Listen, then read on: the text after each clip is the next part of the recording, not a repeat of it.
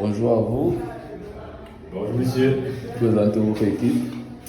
Alors, je vais donc commencer par me présenter, d'accord?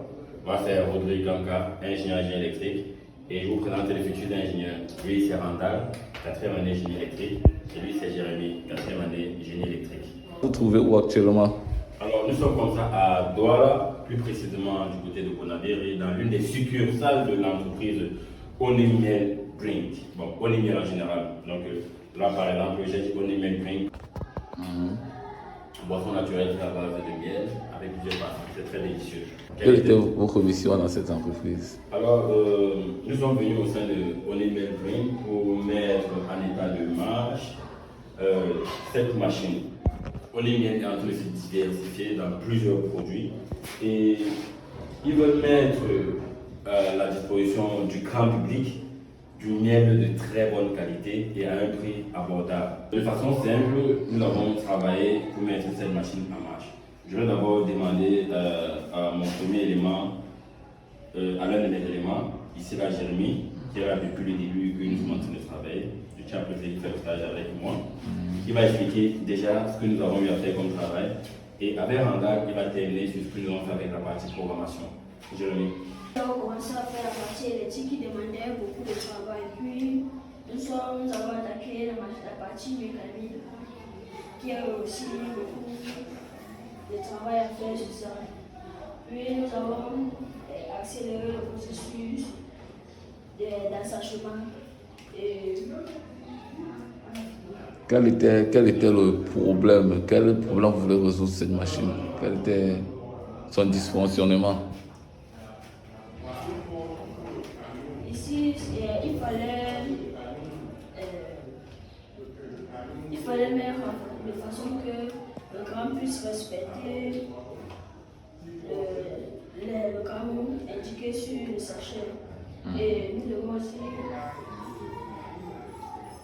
accélérer le processus de fonctionnement. D'accord, Jérémy. Jérémy, bon, de façon, je vais résumer ce que Jérémy a dit en un français facile. Donc, il y avait la partie mécanique, comme il a dit, qu'on devait travailler dessus. Il y avait notamment la partie électrique, c'est par là qu'il faut commencer. Nous avons refait totalement la circuiterie interne de la machine. Ensuite, je pense que même Jérémy et son collègue qui ont débloqué la partie mécanique à travers des idées. Mais il fallait aussi se rassurer que les sachets soient bien collés. Après avoir fait tout cela, il fallait se rassurer du bon grammage du produit. Donc, c'est expliqué de façon très simple.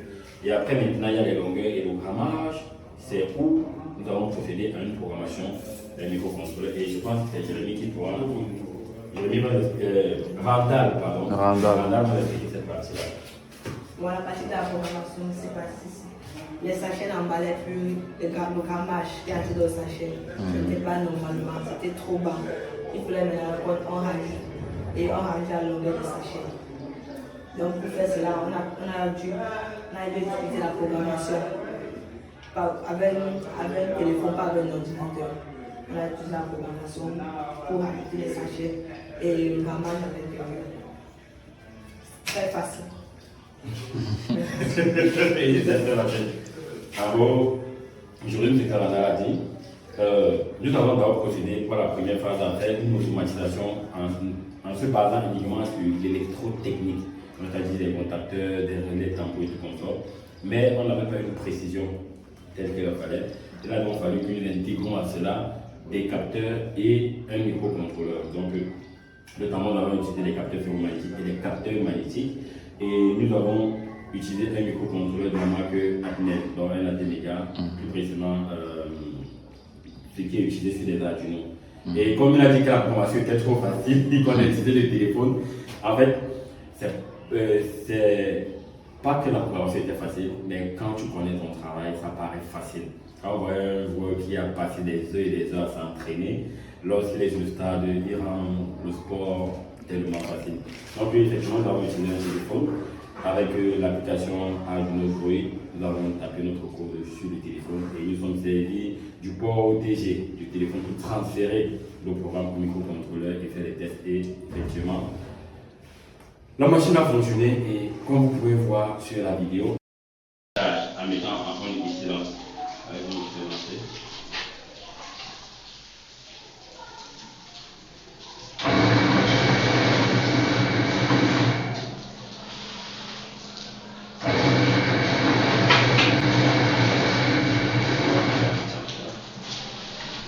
Embaucher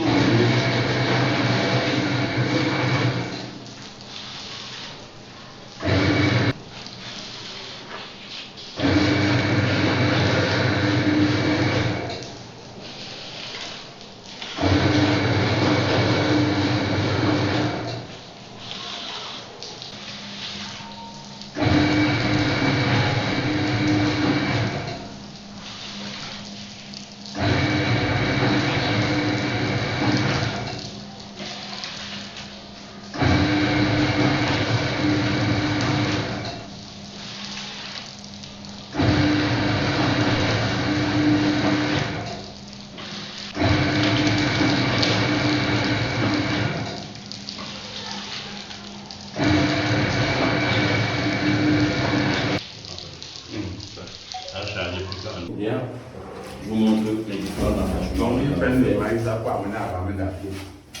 D'accord. Donc, voici les différents sachets que nous avons fait avec les grammages et tout ce qui va avec. D'accord. Allez-y. Donc là, on a les sachets qui ont... Et lors des tests, voilà les différentes tailles. Quand on a programmé, voilà les différentes tailles qu'on avait. Vous voyez, ça évolue au fur et à mesure. Donc, le voilà. Donc, vous voyez la quantité également. Si vous touchez là, il n'y a pratiquement pas grand-chose. Donc, voilà ce que nous avons fait. Donc, au final, maintenant, nous avons quasiment fini notre travail.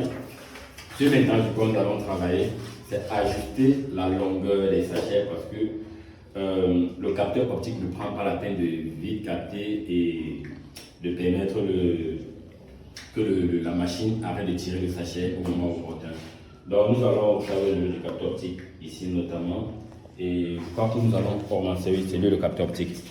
Nous allons augmenter sa sensibilité et donner un temps d'attente lorsqu'il va détecter le sachet pour permettre d'ajuster exactement la quantité, c'est-à-dire la longueur exacte du sachet. Alors, nous avons donc comme ça les sachets que nous avons produits avec la quantité qu'il fallait et l'ajustement du papier, d'accord, des sachets. Mais là, nous sommes dans une situation où nous avons la quantité qu'il faut. Là, vous allez voir par exemple, vous avez un sachet conforme et un sachet sur deux est plus long dû au fait qu'il n'y a pas une précision dans la découpe. Cela est dû au type de moteur qu'il faut et au driver, ce que nous n'avons pas trouvé ici. Donc il faut un moteur pas à pas pour pouvoir ajuster la taille. Par contre, une fois sur deux, vous aurez un sachet de grande longueur, un sachet de petite longueur. Mais la contenance reste exactement la même chose. Donc, même si le sachet est plus long, à l'intérieur, le miel, du moins le produit à l'intérieur sera la même quantité. Je crois qu'au final, nous avons fini notre travail. Je tiens à préciser que cette machine a fait pratiquement 10 ans sans être utilisée et ça demandait franchement un exploit pour pouvoir la mettre en marche. Alors les amis, qu'est-ce que vous avez à dire? Donc la structure c'est Icon Fidelity qui travaille comme ça là sur Honey Miel qui fait dans les poissons et qui fait aussi dans du bon miel. Voilà, allez taper ça sur Internet. Icon Fidelity. Le fruit, nous construisons ensemble. Ok, merci à vous.